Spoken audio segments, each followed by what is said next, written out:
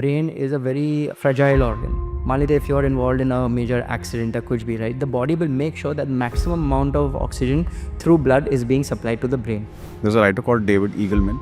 He wrote a book in 2020 where he said that as the brain learns new information, it changes shape. So what do you think, doctor? Are we all ticking time bombs? कि हम उस stage तक ना पहुँचे जिसकी वजह से हमें एडवर्स सिचुएशंस का सामना करना पड़े. Lack of sleep is a major factor. A lot of people आपके पास आएंगे बोलेंगे कि नहीं मुझे यहाँ पे ज़्यादा दर्द हो रहा है. ये वेन पूरी दर्द करती है. Yes, so it's not really the vein that is paining. Okay. It is the muscles that is tightening because of the blood vessel dilating at a rate that it should not have. तो क्या ऐसी activities हैं या फिर exercises जो हम कर सकते हैं अपने ब्रेन को हेल्दी रख सकते हैं? Meditation is a great exercise because it increases your attention span. What does coffee do to your brain? The latest studies say कि आपको कॉफ़ी पीनी नहीं चाहिए. It's a short acting stimulant. To put it crudely, it puts your brain on hyperdrive for a limited amount of time. Like I said, the subconscious part of your brain is the one that is functioning when you're sleeping. हमने सुना है जैसे Shahrukh Khan and Amitabh Bachchan they sleep only for 4 or 5 hours और उनके लिए वो 4 to 5 hours enough है. तो क्या ह्यूमनली पॉसिबल है? तो जब आप ये सर्जरीज करते हैं तो इनकी सक्सेस रेट क्या होती है?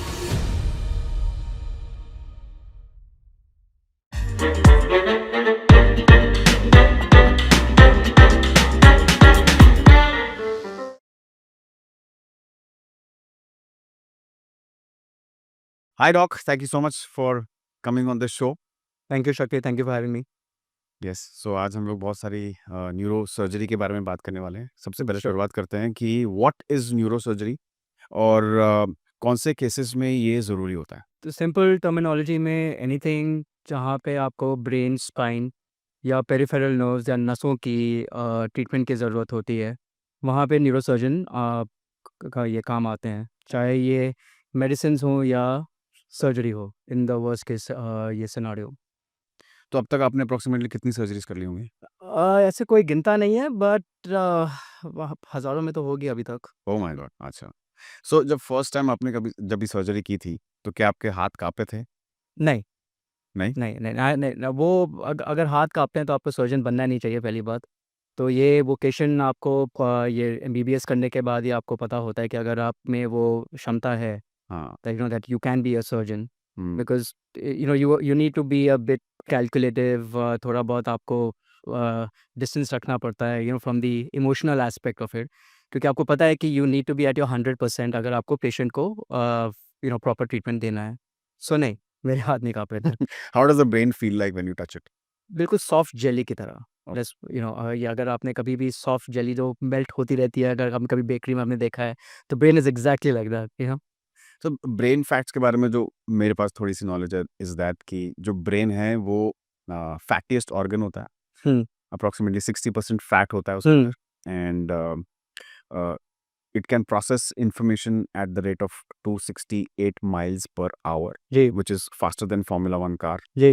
और 25 सालों में मतलब आपके शुरुआती 25 सालों में ये पूरा का पूरा जो ब्रेन है वो अच्छी तरीके से डेवलप हो जाता है. जी. Am I right? You are right. तो व्हेन वी से कि brain is the fattest organ in the body, इसका मतलब ये है कि जो लाइनिंग जो है inside the brain, that facilitates जो इलेक्ट्रिकल इम्पल्सेस जो जा रहे हैं, राइट. तो ये it's not the physical fat, जो आप मोटापा जिसको बोलते हैं वो नहीं है. Fat actually helps in the transmission of the electrical impulses दिमाग में, राइट. तो the more active the brain is, the more healthy it is. And the speed of the transmission of the electrical impulses brain में is faster than probably the fastest computer on the planet right now. तो वो तो है. और जैसा कहते हैं कि 86 बिलियन न्यूरॉन्स होते हैं हमारे ब्रेन में and it can go up to 1 quadrillion neurons average. Average. Average on an average इतने तो इतने रहते ही हैं बिकॉज नए नए कनेक्शंस हैं. इट्स लाइक एक ही अगर डेस्टिनेशन पहुंचना है, the brain is always to put it crudely हमेशा सबसे छोटा रास्ता ढूंढ रहा है. सो सबसे छोटा रास्ता ढूंढने के लिए is forming new new connections every time. Okay. और अगर ये डैमेज हो गया और अगर if they stop working then you might get Alzheimer's disease also. Am I correct? तो Alzheimer's, the way you get Alzheimer's थोड़ा डिफरेंट है. ये हर डिजीज़ की एक पर्टिकुलर पैथोफिजियोलॉजी होती है या एक तरीका होता है कि वो डिजीज़ कैसे आती है. अल्जाइमर्स में क्या होता है कि आपके धीरे धीरे जो इलेक्ट्रिकल इम्पल्सेस जो जा रहे हैं वो कम होते रहते हैं. तो और the neurons start dying off slowly, इसलिए वो ये eventually the patient will not recover, क्योंकि ये जैसे न्यूरॉन्स जितना तेज़ी से बन रहे हैं उतनी ज़्यादा तेज़ी से मर भी रहे हैं, which is why there's this imbalance, and which is why the memory impairment and all the other problems of Alzheimer's happen. Let's simplify neurons more. What are neurons? और वो क्या इलेक्ट्रिसिटी का काम करते हैं, क्या काम करते हैं वो? So neurons are essentially the building blocks of your neural tissue, चाहे वो ब्रेन में हो, स्पाइनल कॉर्ड में हो. It is the basic block, जो आप सेल जिसको आप बोलते हैं, जब बायोलॉजी में जो हमने सब पढ़ा होगा स्कूल में, कि the basic cell. So the basic cell जो न्यूरल टिश्यू का होता है वो एक न्यूरॉन होता है. एंड न्यूरॉन के डिफरेंट पार्ट्स होते हैं, लाइक ये जो न्यूक्लियस एक होता है, डेंड्राइट्स होता है, but without getting into the intricacies of it, ये these are essentially specialised to transmit the impulses from one neuron to another neuron. तो एसेंशली अगर overall the number of neurons अगर कम हो जाते हैं, सो ऑटोमेटिकली इलेक्ट्रिकल ये activity भी आपकी कम हो जाएगी ऑटोमेटिकली. ये that will manifest with different symptoms and signs for the patient. तो जब आप ये सर्जरीज करते हैं कि तो इनकी सक्सेस रेट क्या होती है? सब्जेक्टिव. अगर ये अगर किसी सर्जन ने बोला कि नहीं मेरे कुछ कॉम्प्लिकेशंस नहीं होते, तो वो probably is not operating enough. अच्छा. हम हमेशा जब भी किसी पेशेंट को बताते हैं for any surgery, we give them a subjective risk factor. We tell them कि okay fine, this is at the minimal risk, it is probably a little more risky depending upon कि क्या condition है, कैसा है, but risk her surgery में होता है. जब से पेशेंट ओटी के अंदर जाता है, there's all and the moment he is pricked by any injection, चाहे वो एनेस्थीसिया का हो, चाहे वो हमसे हो जब हम काट रहे हैं, there's always a risk कि कोई ना कुछ कॉम्प्लिकेशन हो सकता है. लेकिन हम उसकी परसेंटेज फिर बताते हैं कि ठीक है, अगर हमने ये सर्जरी की तो क्या फ़ायदा है, सर्जरी नहीं की तो फिर क्या होगा. तो फिर वो सब्जेक्टिव डिसीजन हो जाता है. Can very old people also opt for the brain surgery? Yes, depending upon कि किसके लिए आप सर्जरी करा रहे हैं, and whether that ultimate goal of surgery is to improve the quality of life. तो if there is a 90 year old जो बिल्कुल हेल और हार्टी है, मेमोरी कंप्लीटली इंटैक्ट है, but he has something like what in medical terminology is known as chronic subdural haematoma, जहाँ पे खून जम जाता है ये दिमाग के ऊपर के ये लेयर्स में. आपको बस एक दो छोटे होल करके उस खून को साफ़ करना होता है, एंड ऑटोमेटिकली ही will be back to normal. अगर वो नहीं किया तो वो प्रेशर डालता है दिमाग पे, a person might start getting weakness, अपने हाथ और पैरों की थोड़ी स्पीच इम्पेयरमेंट्स हो सकती हैं. तो आपको पता है कि ये छोटी-सी सर्जरी अगर आपने की, patient dramatically will come back to his quality of life that he had before he had this condition. तो वो सब्जेक्टिव होता है, बट टू से कि ओल्ड लोगों को सर्जरी नहीं करानी चाहिए, इट्स नॉट राइट. जैसे to give my personal example, my grandfather was 99 years old और उनको किसी कारण हॉस्पिटल लेकर जाया गया और वहाँ पर उन्होंने बोला कि उनके ब्रेन के साथ कुछ इश्यू है और उन्हें सर्जरी करनी पड़ेगी, brain surgery. Now he is 99 years old, तो ऑब्वियसली बॉडी साथ नहीं देगी या फिर इतना जल्दी रिपेयर नहीं कर पाएगी. लेकिन अगर उन पर सर्जरी की जाए तो क्या वो बच पाएंगे वैसे भी? तो अगेन वो डिपेंड करता है कि किसके लिए वो गए थे सर्जरी के लिए. अगर वो लेट्स से अगर गए थे फॉर समथिंग लाइक, जैसे मैंने भी बोला, क्रॉनिक सबड्यूरल हेमाटोमा, तो इसमें हम लोग most of the times local anaesthesia में कर देते हैं. अच्छा. थोड़ा बहुत ये उनको ये सेडेशन देके उस पर्टिकुलर एरिया में थोड़ा लोकल एनेस्थीसिया दे दिया, और ये 15 मिनट में सर्जरी ख़त्म, depending upon the surgeon of course. तो उसमें सबसे कम रिस्क्स होते हैं, उसमें भी रिस्क रहते हैं, लेकिन आपको पता है कि अगर 99 की एज में अगर वो जो प्रॉब्लम थी दिमाग में उससे पहले बिल्कुल ठीक थे, कुछ इतना नहीं था, and he was living his life, तो आप वो रिस्क ले सकते हैं. अगर मान लीजिए उनको कुछ ब्लीडिंग हो गई ब्रेन में, या अगर ब्रेन ट्यूमर है, तो फिर then you take a call कि नहीं, अगर सर्जरी की तो उसमें ज़्यादा आई मीन आप कुछ ज़्यादा इम्प्रूव नहीं कर रहे क्वालिटी ऑफ लाइफ को, तो जितनी लाइफ बची है उसको एटलीस्ट वो बराबर ये कंटिन्यू करें. तो then that's again that's something जो आपको पेशेंट के अटेंडर्स के साथ डिस्कस करके, और फिर then you take a call. जैसे किसी को बहुत किडनी इशू है हुँ. और क्रिएटिन लेवल्स बहुत हाई हैं और हाई बीपी है, ठीक है, और उसकी वजह से उसको अच्छी तरीके से हमने डील नहीं किया तो उसकी वजह से कई बार ब्रेन हैमरेज हो जाता है हाई बीपी की वजह से. तो अगर किसी को ब्रेन हैमरेज हो गया हो, वैसे ही पेशेंट की अगर हालत बहुत ख़राब हो हुँ. और हल्का सा अगर हैमरेज हुआ हो, तो उसको क्या ट्रीट करना सही है उस वक्त?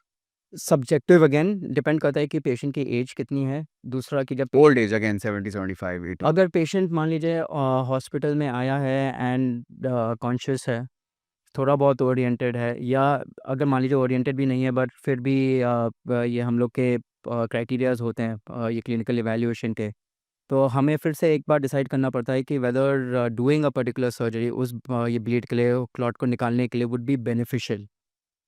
अगर बीपी हाई है तो वो हमको कंट्रोल करना पड़ेगा इररिस्पेक्टिव। अगर हम ये मान लीजिए, तो एक क्राइटेरिया है दैट वी फॉलो थोड़ा बहुत, कि अगर 60 साल की उम्र के ऊपर अगर थोड़ी ब्लीड होती है, तो फिर अगर तुरंत उसको सर्जिकल इंटरवेंशन नहीं किया, मान लीजिए कुछ घंटे चले गए, 1 आध दिन चले गए, तो फिर अगर आपने दवाई से ट्रीट किया या सर्जरी से ट्रीट किया, उतना ही रिस्क ऑफ कॉम्प्लिकेशन और उतना ही रिकवरी का वो रहता है। तो तो फिफ्टी फिर फिफ्टी हाँ, चांसेस तो होते हैं। 50-50 वो रहता है। तो फिर वो आप हमेशा ये पेशेंट्स के अटेंडेंस को बता सकते हैं। हम्म। यही चीज़ अगर किसी 30 साल के ये बंदे में हो, तो फिर उसको हम ये बोलेंगे कि नहीं, वो 30 साल का ब्रेन की रिकवरी बेटर रहेगी। हम्म। तो the surgery would be a better option. Hmm. तो ये सर्जरी के बारे में थोड़ा सा और जानते हैं कि कितने टाइप्स के कितने टाइप्स के सर्जरीज होते हैं। अनगिनत, डिपेंड करता है कि आप ट्यूमर के लिए ऑपरेट कर रहे हैं, आप किसी ये नस की प्रॉब्लम के लिए ऑपरेट कर रहे हैं, आप किसी ये खून की नस के लिए ऑपरेट कर रहे हैं, आप इसलिए ऑपरेट कर रहे हैं क्योंकि हड्डी बराबर नहीं बनी है ये अपने स्कल की। स्कल की, आप इसलिए ऑपरेट कर रहे हैं कि एक कहाँ तो हमारे दिमाग में ये पानी की पानी पैदा जम जाता होती है। है, पानी जम जाता है, पानी ये भर भी जाता है, तो उसके लिए भी है। तो but there are different types of surgeries there right, are like different there are types of burr hole and yeah, so that is different.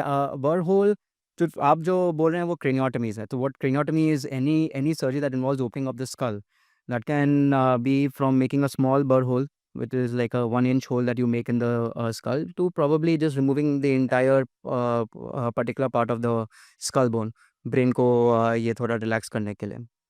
तो आप मतलब क्या सीधा ब्रेन में होल कर देते हैं? ब्रेन में होल नहीं करते, हम स्कल में होल स्कल। करते हैं। The skull is very thick. Okay. वो देयर इज एन आउटर ये cortex, as an inner cortex बहुत थिक है। ओके। तो हम लोग के जो डिवाइसेस भी जो होते हैं, they automatically stop the moment it ये breaches the bone. Oh. It will not go into the ये ब्रेन टिश्यू। अच्छा। एंड प्लस हम ये एक नेचुरल कवरिंग भी होती है ब्रेन के ऊपर पे। तो ये that covering we have to open then physically after we have remove the skull. So जो आप लोग की जो मशीन्स, मेडिकल मशीन्स बनी हुई हैं, वो आपको ब्रेन के अंदर तक मतलब होल करने देती ही नहीं है। मतलब इट स्टॉप्स देन एंड तो देयर। पुराने ज़माने में होता था, तो हम लोग भी ड्रिल करते थे, तो ओह! उसमें वो एक्सपीरियंस से होता था कि कितना अंदर गए, कितना अंदर गए। बट अभी जो आपके मैकेनिकल डिवाइसेस जो आ गए हैं, वो ऑटोमेटिकली रुक जाते हैं। द मोमेंट वो ब्रीच करते हैं अंदर के स्कल बोन को, वो ऑटोमेटिकली रुक जाते हैं। वो बने ही ऐसे हैं कि द मोमेंट दे हिट ये the outer covering of the brain, they will stop. So do you think because of the AI, artificial intelligence and technology, the process of surgery has become simplified? AI in neurosurgery is still at a very Nascent stage. it's still at a very nascent stage, because ultimately आपको ये नहीं पता कि क्या complication होगा। तो yes, I can probably have an AI machine that will open up the skull for me. I can have an AI machine जो ऊपर की कवरिंग्स को खोल देगा, मेरे को पिन पॉइंट करके बता देगा कि यस ट्यूमर यहाँ पे है, आपका प्रॉब्लम यहाँ पे है, उसको ओपन भी कर देगा। बट अगर वहाँ पे अंदर कोई ब्लीडिंग होती है, कुछ होता है, I don't think Yeah, that कर विल, पाएगा वो। या वो नहीं कर पाएगा, that will still take a lot of time. But technology definitely help कर रही है। टेक्नोलॉजी हेल्प कर रही है, that it is in neurosurgery, it is more of an assisted ये help right now. It helps us do better. तो जब ये सर्जरी करते वक़्त रिस्क क्या इन्वॉल्व होते हैं? जैसे कि पेशेंट कोमा में भी जा सकता है? जा सकता है। आफ्टर इफेक्ट्स क्या होते हैं इसके? तो अगेन डिपेंड करता है कि किसके लिए आप सर्जरी करा रहे हैं, कितनी बड़ी सर्जरी है, सर्जरी में अगर कुछ कॉम्प्लिकेशन हुआ है या नहीं हुआ है, और ये आपने पेशेंट के अटेंडेंस को कैसे काउंसल किया है। इफ़ यू नो कि ये कुछ कॉम्प्लिकेशन हो सकता है वे बाय विच कि पेशेंट वेंटिलेटर से बाहर ना आ पाए या फिर कोमा में जा सकता है, तो ये आपको पहले से ही बताना पड़ेगा। अगर आप पहले से ही अटेंडर्स को बता के रखेंगे तो हमेशा बेहतर रहता है कि देखिए ये रिस्क है लेकिन करना ज़रूरी है। हुँ, तो ये वो कॉम्प्लिकेशन हो सकता है, वो कोई प्रेडिक्ट नहीं कर सकता। Correct. Explain me what are the different parts of the brain और हर एक पार्ट का क्या फंक्शन है? So, to put it crudely, the brain is made up of 5 lobes. We have the frontal lobe, जो frontal cortex. the frontal cortex. Again, it is divided into different parts. but that is what is essentially for your cognitive thinking, जो What is आपका cognitive? your analytical thinking, जो आप सोच विचार करके जो भी कुछ काम करते हैं, वो सब आपका frontal cortex Rational करता है, thinking जो भी हम जो भी rational thinking है आपका. Then you have the temporal lobe, जहाँ पे आपकी पूरी memory, speech और ये सब ये कहाँ centers रहते हैं. यहाँ पे बिल्कुल on the आपके right आँख hand के ऊपर से दोनों साइड पे. दोनों side I'm talking both ways. There are 5 lobes and they're on ये both the और sides. there are 2 sides. Okay. तो पूरे ब्रेन को there are 2 cerebral hemispheres, जो आप मूवीज़ में देखते हैं कि जब पूरा ब्रेन जब वो निकालते हैं, राइट? तो ईच ये हेमिस्फीयर के 5 पार्ट्स होते हैं. Okay. तो there is the frontal lobe like I told you. हाँ. फिर टेम्पोरल लोब जो आपका स्पीच, मेमोरी ये कंट्रोल करेगा और थोड़े बहुत और फंक्शंस.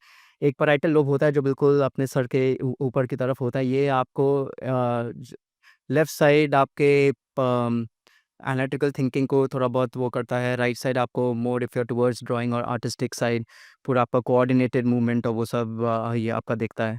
और फिर पीछे की तरफ ऑक्सीपिटल लोब होता है जहाँ पे फिर ये आपके जो विजन को कंट्रोल करता है.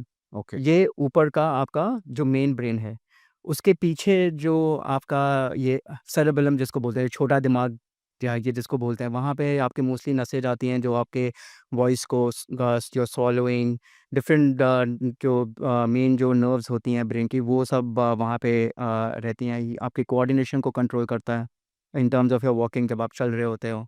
अच्छा. तो that different parts have different functions. Why this becomes important is because again depending on कौन सा पार्ट अफेक्ट होता है, पेशेंट वैसे ही प्रेजेंट करता है.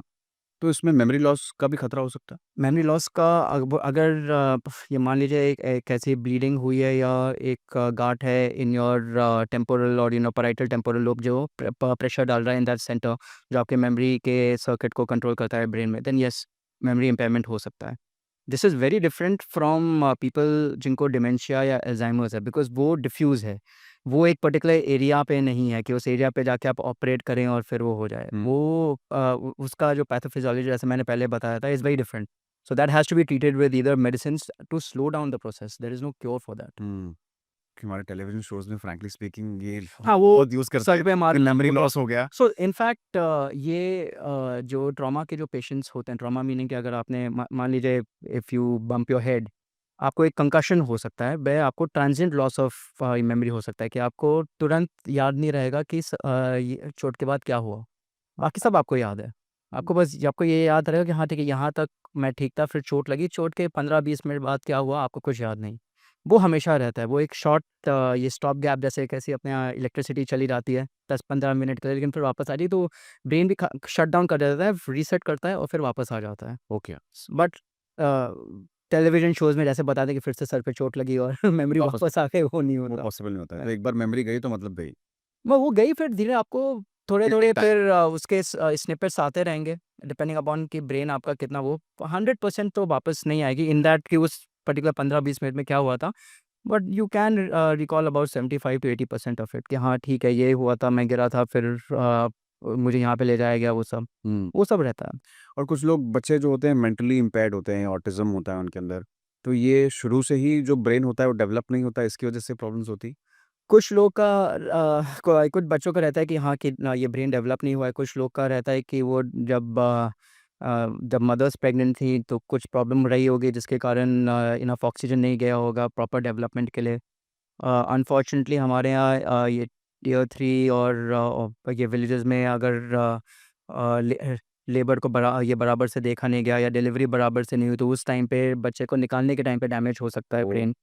और फिर क्योंकि 2 या 3 साल तक हर बच्चा एक ही रहता है, तो 3 साल के बाद फिर पता चलता है कि थोड़ा बहुत डिले है या थोड़ा बहुत ऑटिज़्म का प्रॉब्लम है, वो सब भी रहता है. तो डिलीवरी में बहुत इसका असर पड़ता है. हो सकता है अगर ये क्योंकि अब तो ये छोटे शहरों में हर कोई डिलीवरी कर सकता है. जब हम रिलेशनशिप्स की और केमिस्ट्री की बात करते हैं, तब अक्सर ये कहते हैं कि ब्रेन में लोचा हो गया है. हुँ. तो एग्ज़ैक्टली वो लोचा कहाँ होता है? क्या होता है? ये ब्रेन में केमिकल्स रहते हैं व्हिच आर लाइक डोपामाइन और सेरोटोनिन, आपने सुना होगा. So indoor dopamine is your endorphins. Oxytocin it is essentially that. जो हाइपोथैलेमस में बनता है. जी, जो हाइपोथैलेमस में बनता है, and it is essentially just the body will always try to hit an equilibrium with all these hormones. Hmm. There will not be an over production, क्योंकि अगर ओवर प्रोडक्शन होता है so that has an adverse effect. For example अगर dopamine आप ले लें, dopamine is known as your pleasure hormone, हाँ. तो आपने चॉकलेट खा ली, कोला पी लिया तो फिर and then it gives you a short high right. And then it suddenly goes down, तो फिर आपको फिर वो तड़प लगती है कि नहीं मुझे फिर से वो करना है, फिर से वो करना है, हम्म। राइट। तो जो केमिकल लोचा जो आप बोल रहे हो, that happens as well, again your the body response, ये depending upon how the hormones are behaving in the brain. तो क्या जैसे ये केमिकल्स हैं हम उनको ब्रेन में कंट्रोल भी कर सकते हैं? जैसे डोपामिन डिटॉक्स आजकल बहुत बोलते हैं। करते हैं ये, इफ यू लुक एट और if you read up on some ancient scriptures also, for example they say meditation, for example hmm.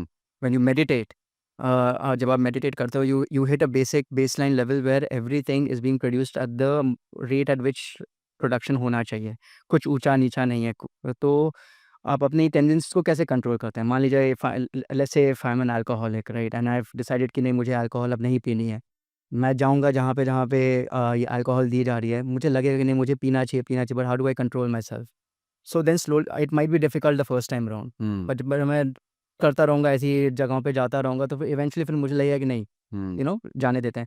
So that's my brain coming down and not and the hormone levels coming down to their nascent stage. So what does meditation do to the brain? It calms the brain down.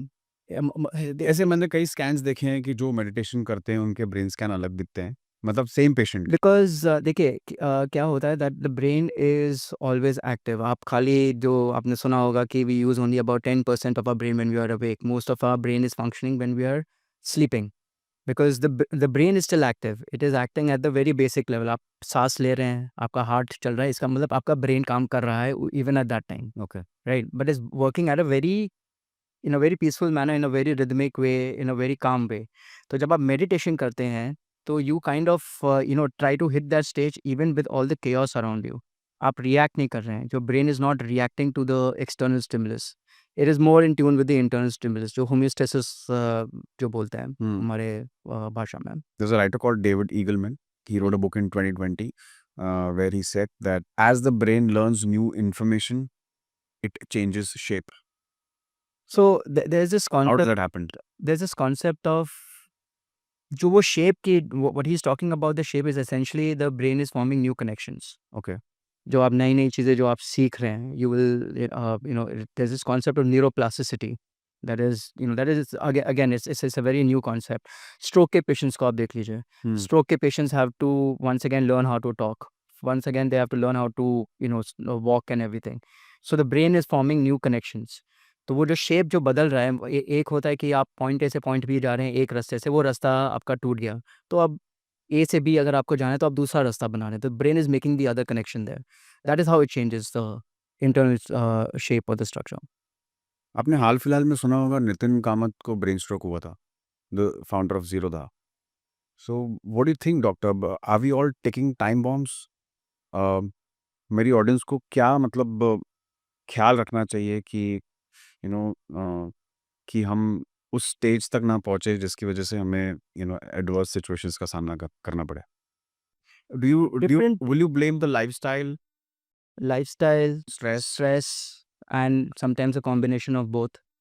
Sometimes वो ये familial भी होता है, कुछ लोगों में होता है कि they are more prone towards getting high blood pressure और diabetes even though they may not be drinking, smoking और leading a very stressful life.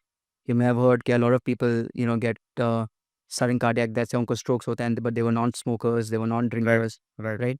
तो essentially lifestyle does matter, और आपको ही पता है कि आपकी लाइफस्टाइल में क्या ट्रिगर्स आ रहे हैं, राइट? तो वो सबका अगेन सब्जेक्टिव हो जाता है। Hmm. I might flourish in a very let's say in a very chaotic way, but you will not, your stress levels will be much higher than mine because I'm used to that, for example, right? वो मुझे पता है कि नहीं, it's not really affecting me that much, but आपको पता है कि yes you are performing probably at par with me, but आप अपने आप को पुश कर रहे हैं। Right, eventually the body will tell you take a break, correct. Right? तो जो the person that you mention, उनको जो हुआ था, he was actually lucky, that was his body telling him take a break. Hmm. So whatever he was doing in his particular lifestyle, he would have had to kind of bring about a small change in it, you know? He was working out and he's healthy. So again, He- working out का मतलब ये नहीं कि you are not prone to it. अच्छा। ठीक है, working out के साथ अगर आप अगर आप बराबर सो नहीं रहे हैं, अगर आप सो भी रहे हैं और डिस्टर्ब स्लीप है, and you're stressed, Hmm. you're at work stressed, there is no time, नहीं, there's no shut off time, मतलब आपका ब्रेन हमेशा उसी ये एक्टिविटी मोड में है, राइट, एंड दैट इज 24/7। ठीक है, अगर मान लीजिए अगर आप काम पे नहीं है, you are out with friends also, even then there is no shut off time. Right. So eventually, what is going to happen is that the brain will also get tired. There will be a depletion of all your hormones. There'll be a depletion of all your chemicals, in the brain, and then the body will respond accordingly. I mean, कितनी बार हमें ये होता है कि we don't realize how tired we are till we actually just shut off and and sit down, and then we realize कुछ like a lot of us ऐसा time भी आता है that one day where you don't really feel like doing anything and all Right. that. That's your body and your brain telling you कि यार Yeah. take a break. Yeah. जैसे lack of sleep एक बहुत ही important subject है आजकल। हम लोग उसे बहुत नज़रअंदाज करते हैं। कई बार फ़ोनों में बैठे रहते हैं, टीवी देखते रहते हैं और हमको पता है हमें नींद आ रही है, लेकिन फिर भी हम सोते नहीं, बस देखते रहते हैं, आँखों से पानी आता रहता है। So how does it affect our brains? So the way it affects your brain, the maximum recovery that the brain goes through is when you're sleeping. Because जैसे मैंने बोला, it's functioning at a very basic level at that time. So आप अपने brain को maximum rest time दे रहे हैं to replenish all the chemicals, all the hormones, ये जो कनेक्शंस हैं, quieten down and kind of relax everything. Repair भी होता होगा। सॉरी, रिपेयर भी होता होगा। रिपेयर, या वही repair work. I mean like वो जैसे आप if you are a gym addict, वो बोलते हैं ना, you would have heard all the professional body builders and everyone say that we get adequate sleep in, क्योंकि for that reason only right. कि जो भी आपकी बॉडी की जो रिकवरी हो रही है, that is happening because your brain is very calm and you sleeping and it's and the entire body is functioning at the very basic level. इसलिए lack of sleep is a major factor, क्योंकि आपको उतना ही, मान लीजिए अगर आप बराबर रात को सोए नहीं है एंड एंड मॉर्निंग में आपको अपने आप को पुश करना है, you are pushing yourself that much more harder in the morning. Correct. To hit the same level of intensity that you're used to. आजकल बहुत लोग सफ़र कर रहे हैं हेडेक्स से भी। कई लोग डायग्नोस नहीं कर पाते कि उन्हें हेडेक्स क्यों हो रहा है, और बहुत लोगों को माइग्रेन्स भी होता है। तो क्या ये ब्रेन से रिलेटेड है? तो माइग्रेन ऑब्वियसली के कारण तो बहुत हो सकते हैं, हेडेक्स भी बहुत हो सकते हैं ये कारण। It could be a signal may be. It could be a signal as well. तो if you, my only advice to all my patients is, या जो भी मुझसे पूछता है, कि आप एटलीस्ट एक बार डॉक्टर को दिखा दीजिए। Sometimes you get a headache क्योंकि your neck muscles are too tight. Okay. Right, आपके जो नेक मसल्स हैं, they are attached to the back of your head, तो वो पुल करते हैं। तो जब वो पुल करते हैं तो आपको वो टेंशन हेडेक आता है, आपको साथ में थोड़ा बहुत ये गिडनेस भी आती है। And a lot of people then say कि नहीं, हमें ये हेडेक है, it could be a tumour sir, आप स्कैन करवा लीजिए। राइट। तो आई टेल एवरीवन कि एक बार जाके डॉक्टर को दिखा दीजिए, ठीक है। It could be the start of a migraine, it could not be a migraine. Self medication kind of makes it even worse, क्योंकि आपने एक दवाई ली जो आपने कभी नहीं ली है, वो उससे आपका हेडेक चला गया, लेकिन फिर वो वापस आता है और फिर वो बुरी तरह आता है, वो दवाई भी काम नहीं करती। तो एंड यहाँ पे I mean since we are we live in Bombay, यहाँ पे पोल्यूशन का इतना वो है, हाफ द टाइम्स हम लोग के जो साइनसेस होते हैं, जो नेचुरल एयरवेज जो होते हैं, दे आर ब्लॉक्ड, उसके कारण भी हेडेक होता है। अच्छा, और माइग्रेन, माइग्रेन का क्या कारण है? माइग्रेन के कारण भी बहुत different people have different reasons for stress is a big factor. कुछ लोग को ये समथिंग लाइक चॉकलेट से भी ये एलर्जी रहती है, जिसके कारण वो माइग्रेन ट्रिगर हो सकता है। Lack of sleep is one of them. The body just breaking down is one of them. अगर आप if you are overly exhausted, तो anything can, migraine is essentially it's a kind of headache जहाँ पे जो blood vessels जो होती है वो सिकुड़ जाती है, पतली हो जाती है। हाँ, it's kind of trying to supply more blood to the area, right. अच्छा। या इट्स काइंड ऑफ लाइक तो इट स्टार्ट्स लाइक ये जो आपका जो डायलिटेशन और जो कॉन्ट्रैक्शन जो होता है ब्लड वेसल का, वो और भी ये थोड़ा लेट्स से 10-20% ज़्यादा सख्त हो जाता है from the rest of the supply to the brain, which is why you then that area starts paining. A lot of people आपके पास आएंगे, बोलेंगे कि नहीं, मुझे यहाँ पे ज़्यादा दर्द हो रहा ये है। वेन पूरी दर्द करती है। Yes, so it's not really the vein that is paining. Okay. It is the muscles that is tightening because of the blood vessel ये kind of contracting and dilating at a rate that it should not have. Okay. क्या So कोई cure है उसका? again, depending upon कि underlying cause क्या है, underlying cause के लिए इसलिए proper evaluation of a headache is always necessary. तो इसके मोस्टली लोग अल्टरनेटिव थेरेपीज ही लेते हैं माइग्रेन के लिए, मैंने देखा है। If it works for you, हम्म। मैं लाइक सी एवरीथिंग वो एक सिनर्जिस्ट ये होता है। दी ऑल्टरनेटिव थेरेपी इज़, तो माइग्रेन अगेन इसका कोई क्योर ऐसा है नहीं। अगर आपको नहीं पता कि किसके कारण माइग्रेन आ रहा है तो आप सिम्टोमेटिकली उसको कंट्रोल कर सकते हैं। You may be symptom free for 6 months, you may be symptom free for 6 days, you may be symptom free for 6 years, right? लेकिन वो वापस आ सकता है। तो again any therapy that works for you, well and good. लेकिन अगर आपको लग रहा है कि इट इज़ गेटिंग वर्स या साथ में और भी प्रॉब्लम्स हो रही हैं and it is affecting your day to day living और your quality of life, then it's always better to go to a specialist for it. So जब हम कई घंटे फ़ोन पे रहते हैं, टीवी देखते रहते हैं, लेकिन कई लोग इस बात का ध्यान नहीं देते कि हमारे स्पाइन पर और ब्रेन पर उसका कितना असर पड़ता है। तो हुँ। लॉन्ग टर्म साइड इफ़ेक्ट्स क्या हैं इसके?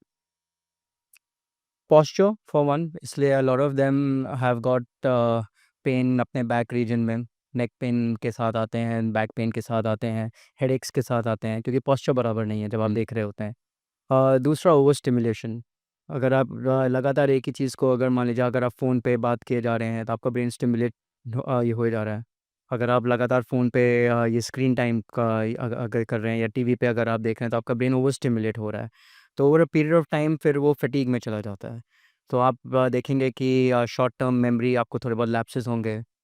काफ़ी लोग आते हैं जो बोलते हैं कि ना क्या ये कि डॉक्टर मेरी मेमोरी जा रही है, मुझे याद नहीं रह रहा। हुँ। तो छोटी-छोटी चीज़ें उनको याद नहीं रहती, वो इसलिए नहीं याद रहती बिकॉज़ ये आपका ब्रेन आपको सिग्नल्स दे रहा है कि ये थोड़ा वो टायर्ड है and that you need to take a step back. तो these are very small problems that ये do come up every now and then. आप बैक एक होगा, आपको लगेगा कि नहीं ये नेक में दर्द हो रहा है, सर में दर्द हो रहा है। सो ओवर स्टिमुलेशन जो ये अपना टीवी देख के या जो मोबाइल फ़ोन से जो होता है, तो दिस कैन बी प्रॉब्लम्स। तो क्या ऐसी एक्टिविटीज़ हैं या फिर एक्सरसाइज़ेज़ जो हम कर सकते हैं अपने ब्रेन को हेल्दी रख सकते हैं? Meditation is a great exercise because ये it increases your attention span. Okay. ठीक है। Reading is another thing, any taking up any new hobby और any new exercise that forces you to get out of your comfort zone, क्योंकि आपका brain फिर नई नई चीज़ें सीखेगा। तो वो नई नई चीज़ें सीखेगा, जो ओल्ड कनेक्शंस है वो भी स्ट्रांग रहेंगे हुँ। और जो नए कनेक्शंस जो भी बन रहे हैं वो भी वो भी स्ट्रांग रहेंगे। जैसे आपने नोटिस किया होगा that most of your top tier businessman या प्रोफेशनल्स जो रहते हैं after the age of 50, hmm. They still very active. Right. वो जो भी काम कर रहे हैं, they are at it because that is what's keeping the brain active, that is what's keeping the body active because of it. So उससे brain healthy रहता है। अब जितना ब्रेन हेल्दी रहता है। आप जितना ही एंड ये डॉक्यूमेंटेड स्टडी है जहाँ पे उन्होंने बोला है कि जितना आपका ब्रेन स्टिमुलेट होता है बियॉन्ड अ पर्टिकुलर एज, उतना ही आप ओल्ड एज डिमेंशिया को डिले कर सकते हैं। ओके। उतना ही आप ये ज़्यादा हेल्दी भी रहते हैं, उतना आपकी मेमोरी ज़्यादा इंटैक्ट रहती है। तो ये that is something that everyone should follow. There is something called midline shift. Hmm. क्या होता है वो?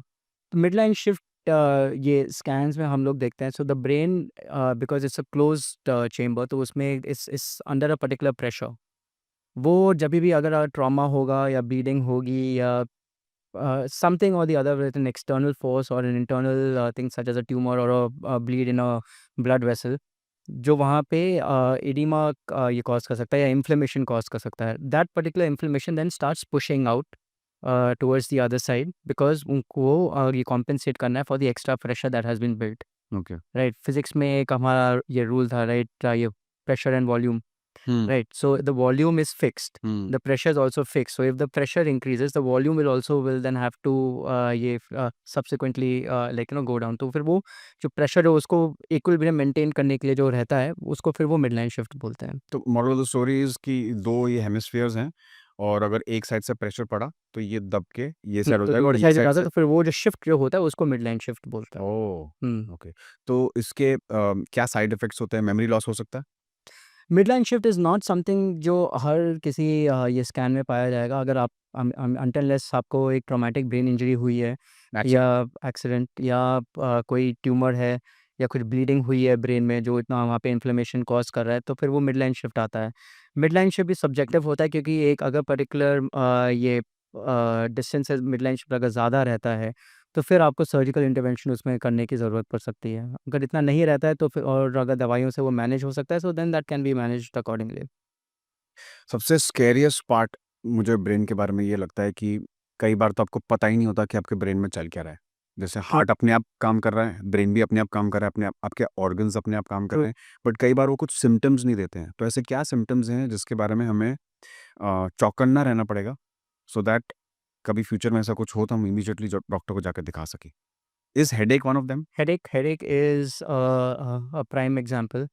और आपको एक ये डिस्टिंक्शन करना पड़ेगा कि कॉमन हेडेक से ये हेडेक, मान लीजिए अगर आपको, इफ़ यू आर समवन जो प्रोन है हेडेक्स के, और आपको एक अगर हेडेक आ रहा है जिसके साथ आपको वॉमिटिंग जैसा लग रहा है या उल्टी जैसा करने का मन हो रहा है या हो नहीं रही, या उल्टी अगर हो रही है और उससे हेडेक कम हो जा रहा है, साथ में अगर कुछ कमज़ोरी आ रही है हाथों या पैरों में, on one side particularly, face में अगर बातचीत में कुछ प्रॉब्लम हो रही है, मेमोरी में आपको ये याद नहीं कि आपने सुबह क्या खाया या आपने कल क्या किया, right? And along with that, if there is any other added on symptom जो आपको लग रहा है it's out of the ordinary, then it's always better to get yourself evaluated. तो ये साइंस बिल्कुल इग्नोर नहीं करने चाहिए। नहीं, डेफिनेटली नहीं, क्योंकि हमें क्या लगता है कि नहीं वो हेडेक है, हम ओवरवर्क्ड, राइट। ज़्यादा नहीं, ठीक हो जाएगा, सो जाएंगे। मैं सो जाता हूँ, इतना वो नहीं, तो that is also fine. But अगर आपको लग रहा है कि नहीं, साथ में ये सब अगर प्रॉब्लम्स हैं, तो फिर it is always better to get yourself evaluated. It may be nothing, but you're to err on the safer side is always better. आजकल 5 AM क्लब बहुत रेज बन चुका है, और बहुत लोग ऐसा कहते हैं कि आप सुबह जल्दी उठा करें और मेडिटेशन करा करें। तो क्या इसके वाक़ई में कुछ फ़ायदे हैं, या फिर हम लोग कुछ और भी अल्टरनेटिव्स ढूँढ सकते हैं ब्रेन को स्ट्रॉन्ग करने के लिए और अपनी नींद को कॉम्प्रोमाइज़ ना करें? क्योंकि बहुतों के लिए सुबह उठना इज़ वेरी डिफ़िकल्ट। कुछ लोग नाइट एनिमल्स होते हैं, कुछ लोग दिन में फ़ंक्शन करना बेटर समझते हैं। बॉडी, ब्रेन की जो अपनी जो स्लीप साइकिल रहती है, एज लॉन्ग एज वो पूरी कंप्लीट हो जाए, तो डज़ नॉट मैटर कि आप सुबह 5 बजे उठें या आप दोपहर के 12 बजे उठें, ठीक है? क्योंकि क्या होता है कि मान लीजिए अगर if you are let's say someone who sleeps late in the night, right, and you are used to getting up at 12, आपकी मैक्सिमम जो रिस्पॉन्स जो ब्रेन की होगी वो 12 बजे के बाद होगी। अगर आप 2 बजे सो के 5 बजे उठेंगे, आप नींद में ही एक्सरसाइज टायर्ड क्विट रहे। करेंगे, आप टायर्ड रहेंगे, you are not going to achieve anything.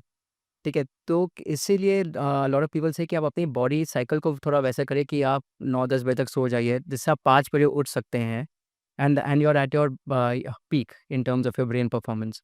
लेकिन अगर आप ऐसे लाइफ़स्टाइल में हैं जहाँ पे आप 12 बजे सो रहे हों या 1 बजे सो रहे हों, then to get up at 5 serves no purpose. Hmm. वो ये आप उठ के आपको लगेगा 5 बजे आप उठोगे, 7 o'clock आप फिर से you start feeling sleepy. The meditation and everything is not going to help. हमने सुना है जैसे Shahrukh Khan and Amitabh Bachchan they sleep only for 4 और 5 आवर्स, और उनके लिए वो 4 टू 5 आवर्स इनफ है।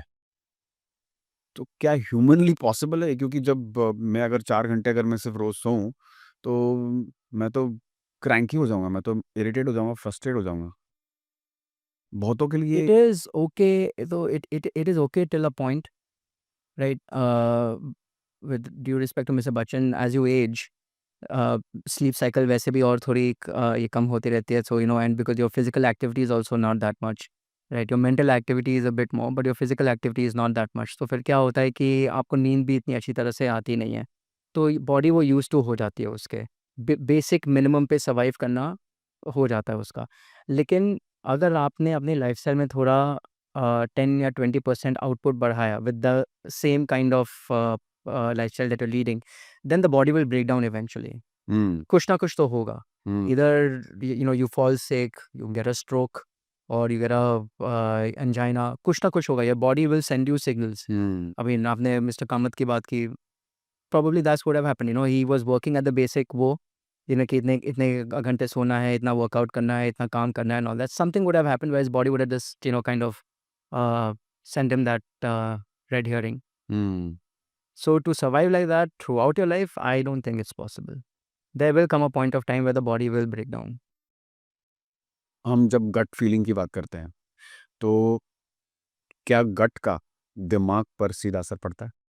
Oh, for sure. Now there's something that is known as the gut-brain axis. So if you listen to a lot of the gut doctors, they'll tell you you are what you eat. क्योंकि automatically जो gut feeling जो होती है वो probably there is some hormonal thing that is happening in the brain which is giving you that gut feeling of what you're eating at times. जैसे आपने अगर chocolate खाया तो आपको अच्छा लगता है, like I was talking to you about the dopamine release. So that axis has always been there. which is why आपने ये भी सुना होगा, a lot of people say, I went with my gut feeling. Hmm. That is essentially probably for all your brain just telling you, जो first response जो होता है कि this is probably the best response. Hmm. Yeah, right, because your brain is always just looking, your conscious and your subconscious is always looking out for what's best for you. Your analytical thinking becomes different. फिर आप उसको थोड़ा ये सोच के उसको जा सकते हैं, बट जो गट फीलिंग होती है that more often than not सबके लिए अच्छी ये निकलती है टुवर्ड्स द एंड. तो अगर गट हेल्दी है तो मैं क्लियरली थिंक भी कर सकता हूँ, क्लियरली सोच भी. Yes, which is a new norm. That is why a lot of people are turning towards that. तो वैसे तो बोलते हैं कि बॉडी बनानी हो तो आपको प्रोटीन खाना चाहिए, Hmm. तो ब्रेन को अगर हेल्दी रखना हो तो क्या खाना चाहिए? Just eat healthy. Eat जो भी आपके लिए healthy है, and ये do there are some ये few brain exercises जो भी आप कर सकते हैं, और just brain exercises. to improve your memory, like I said, you can take up. अब मान लीजिए if I don't know how to play an instrument, and I pick up that instrument, I'm learning something new. तो मेरे वो connections भी ये बनते जा रहे हैं. तो आपको सीखते रहना चाहिए. आपको सीखते रहना चाहिए. Even if it is in your own vocation, कुछ नया अगर आप ट्राई करेंगे तो आपको your brain will be forced to adjust to that. What does coffee do to your brain? तो coffee again, it's a short acting stimulant. In terms of to put it crudely, it puts your brain on hyperdrive for a limited amount of time, अगर आपको focus रहना and all that. But उसका drawback ये है कि मान लीजिए अगर मेरे पास बैंक में लाख रुपए हैं और मैंने 90,000 निकाल दिए, अल्टीमेटली बचे खाली 10,000 और ये अकाउंट खाली हो गया, तो द ब्रेन के जो अपने केमिकल्स होंगे वो भी वैसे होंगे. If you are utilising 90% or 95% of those chemicals, because something like coffee is inducing the release of those chemicals, you will be left with with a deficit in those chemicals. That is why you get that crash, जो coffee crash. तो मतलब सही नहीं है coffee, मतलब brain के लिए. Limited amount of coffee is still okay, but people. How many cups of coffee is fine? I mean, ये the latest studies say कि आपको coffee पीनी ही नहीं चाहिए, because you're overstimulating your brain. You're not naturally stimulating it. But in day-to-day activity, I don't think more than 2 or 3 cups. You should Same be. goes for chai. Chai is not as harmful, but chai has more of a effect on the gut as opposed to the coffee that might have an acid in the brain. Yeah. Coffee से भी होता है, but then chai doesn't. Chai is more of a like like a dopamine release. It gives you that short high. But in terms of the crash, the coffee is much worse. And what does dark chocolate do? Dark chocolate also, they say that works in the same manner. It releases dopamine, which gives you a sense of like a reward phenomena.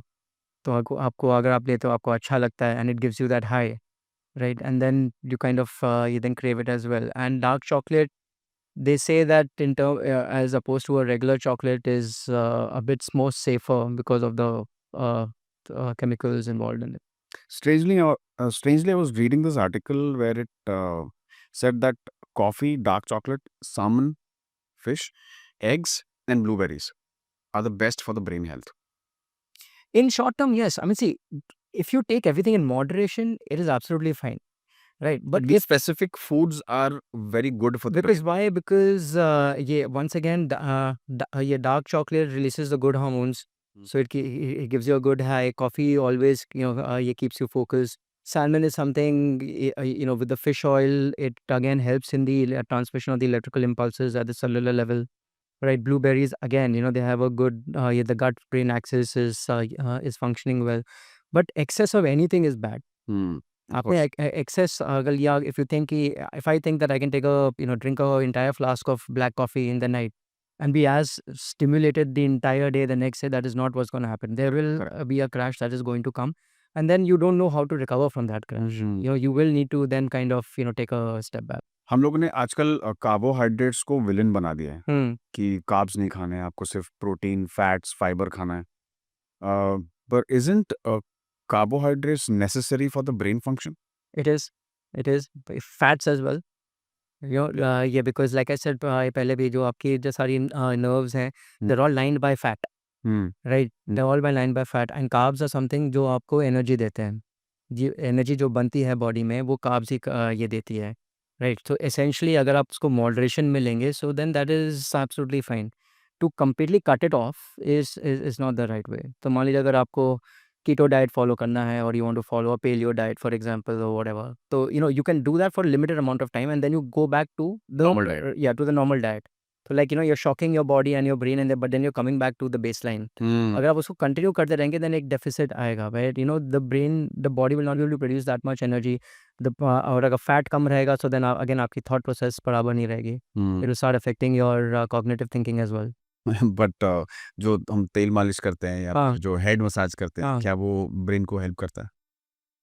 अगर आपको headache हो तो हाँ, yes, and then it does release certain chemicals also. Brain हाँ, head क्योंकि massage हाँ जी, yeah, because it's वो muscles को आपको रिलैक्स कर रहा है. Okay The moment the muscles relax, the brain also there is a hormonal change in the brain where you feel more relaxed, okay right? Because then the brain is not really tensed up, हम्म तो इसलिए वो ये जब अपना तो massage कराते हैं, you might have heard people say कि नहीं, रिलैक्स हो गए पूरे, टेंशन चली गई, वो Right. सब हो गया. राइट It's because सारे आपके मसल्स रिलैक्स हो गए, and the brain has accordingly released the hormones to relax the entire body. Head massages are good for you and good for brain health, correct? Yeah, for sure. Yeah. Not the kind of head massages, where they tweak your neck and all, but yeah.